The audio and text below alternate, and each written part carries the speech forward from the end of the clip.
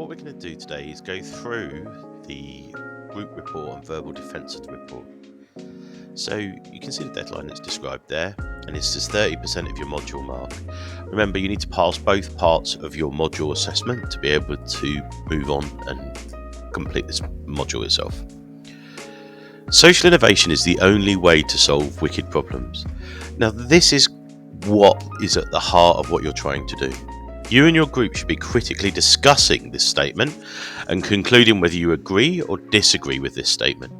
That is the fundamental element at the heart of it. The background are big, complex problems that often have many stakeholders. These can be very challenging. They require multiple approaches, and it's been suggested that adopting social innovation might offer a way to answer these challenges. You're to critically discuss that statement. You need to decide whether you're going to agree or disagree, and then you submit a group executive summary. You will then be asked to verbally defend your decision. So again, thinking about this, whilst you are talking about a specific problem, really you're defending this idea, whether you agree with it or disagree with it. You need to have relevant academic sources, models and theories throughout, and you're expected to demonstrate an academic work. We expect you to use a library, and there's examples for that, and there's also a core textbook that you should be using to underpin what your work is.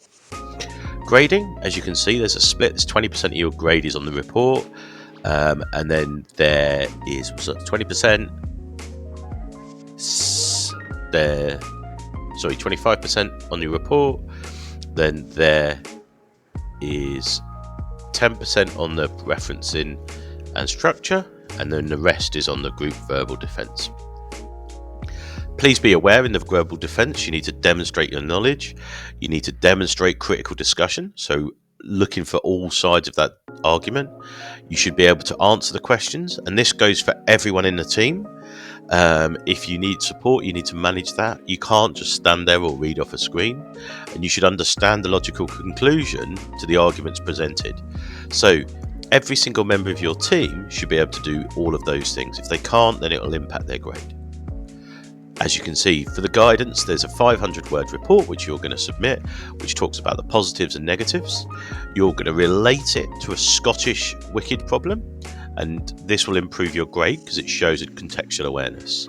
So as you can see, I've suggested an outline of what you should do, but this is literally for the report that you submit. The verbal defence is 15 minutes, and what we do is we give you up to 5 minutes just to give the key points about that statement. So yes, you've included context in your report, but for the verbal defence, you are defending your response to that statement. You can see that there's a set of questions that I've allocated towards it. And the idea is that we're trying to get you to approach things in a different way rather than writing all the time. So you need to make sure that you've understood the report, you challenge your assumptions and give your group the opportunity to develop some areas. You're all expected to attend and actively take part in the defence report. If you do not take part, or you do not attend, or you can't answer questions, then it might be that you fail while the rest of your group passes. These sessions are going to be recorded or might be second marked at the same time to ensure consistency and clarity throughout.